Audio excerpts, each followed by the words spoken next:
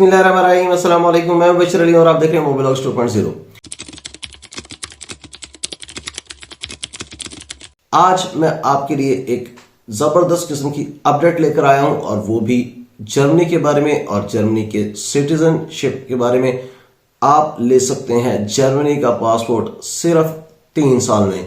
Germany ने एक new bill pass किया है जो कि जर्मन सिटीजनशिप एक्ट आप उसको नाम दे सकते हैं, और उसमें जो है सिटीजनशिप का जो टाइम ड्यूरेशन वो रिड्यूस कर दिया गया है।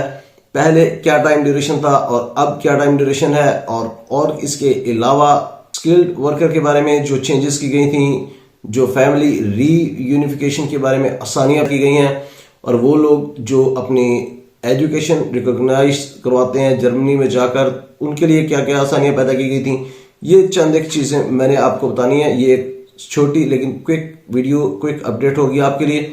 तो अगर आप भी इंटरेस्टेड हैं जर्मनी जैसे वेल डेवलप्ड कंट्री में जाकर रहने और सेटल होने में, उसका पासपोर्ट यानी कि नेशनैलिटी लेने में इंटरेस्टेड हैं, जर्मनी जो कि one of the biggest economy of the Europe है और 4th largest economy of the world है, 6th लार्जेस्ट एक्सपोर्टर है, और रिसर्च डेवलपमेंट इंडस्ट्री इनोवेशन में टॉप पर है।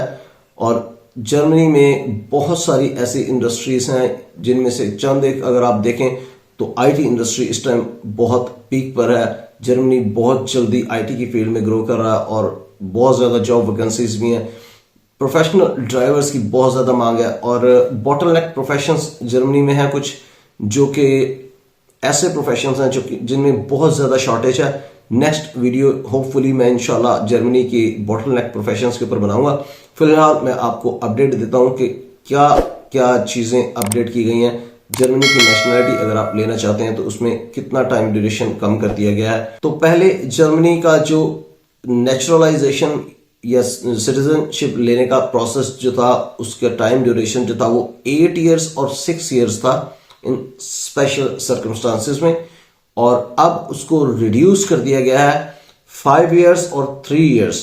तो 3 साल में भी इन सम सर्कमस्टांसेस 3 साल में जर्मन नेशनलिटी या पासपोर्ट ले सकते हैं। इसके साथ साथ एक और बहुत जबरदस्त न्यूज ये है कि अब आपको पहले की तरह जो रिस्ट्रिक्शंस थी ड्यूअल नेशनलिटी पे जर्मनी में, वो भी खत्म कर दी गई हैं, और अब आपको ये रिस्ट्रिक्शन आपके ऊपर नहीं होगी। आपको फोर्स नहीं किया जाएगा कि आप अपने कंट्री, जिस कंट्री से आप आए हैं उसकी नेशनैलिटी को आप छोड़ दें और तब जाकर आपको नेशनैलिटी मिलेगी जर्मनी की। अब आप ड्यूअल नेशनैलिटी रख सकते हैं। ये भी एक बहुत बड़ी न्यूज है। और जर्मन बॉर्न जो भी चाइल्ड होगा, कोई भी बच्चा जो जर्मनी में पैदा हुआ होगा, उसको ऑटोमेटिकली सिटीजनशिप मिल जाएगी अगर उसके पेरेंट्स में से कोई भी एक 5 साल लीगली जर्मनी में रह चुका होगा।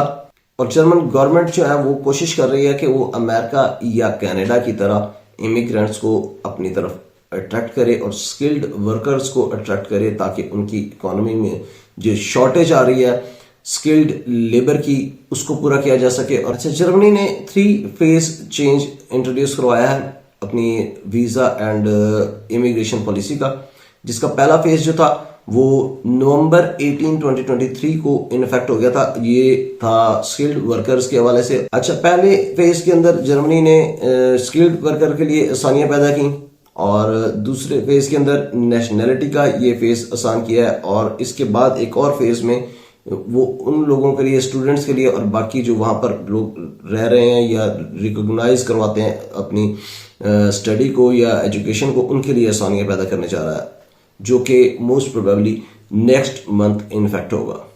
फैमिली री यूनिफिकेशन को काफी सिंप्लीफाई कर दिया गया है जर्मनी में। पहले जो स्किल्ड वर्कर के लिए सबसे बड़ी परेशानी यही होती थी कि उनके डिपेंडेंट्स या उसके जो पेरेंट्स होते थे या फैमिली के जो मेंबर्स होते थे, उनको जर्मनी लेकर आना या वहां पर रखना बहुत मुश्किल था। रूल्स बहुत स्ट्रिक्ट थे। अब उसको काफी आसान कर दिया गया है और फैमिली री यूनिफिकेशन बहुत ईजी कर दी है जर्मनी ने।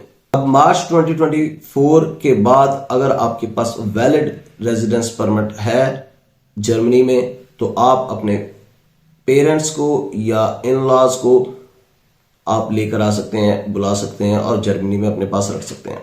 तो ये थी एक क्विक अपडेट जर्मनी के न्यू वीजा पॉलिसीज या फिर सिटीजनशिप एक्ट जो उन्होंने बिल पास किया है न्यू, उसके बारे में। और अगर आपको ये वीडियो पसंद आई है तो इसको लाइक, शेयर और सब्सक्राइब करना मत भूलिएगा। और अगर आपने अभी तक भी मेरे चैनल को सब्सक्राइब नहीं किया तो मेरे चैनल को जरूर सब्सक्राइब कर दीजिएगा। इससे मुझे मोटिवेशन भी मिलती है और आपकी सपोर्ट भी मिलती है। अगर आप समझते हैं कि इस वीडियो से किसी का भला हो जाएगा तो इस वीडियो को सदकाचार्य समझकर शेयर कर दें, इसका स्वाब आपको भी मिलता रहेगा। अपना बहुत सा ख्याल रखिएगा और मुझे अपनी दुआओं में याद रखिएगा। बहुत जल्द इंशाल्लाह आपसे मुलाकात होगी किसी नई अपडेट और अपॉर्चुनिटी के साथ एक नई वीडियो में। तब तक के लिए इजाजत दीजिए। अल्लाह हाफिज।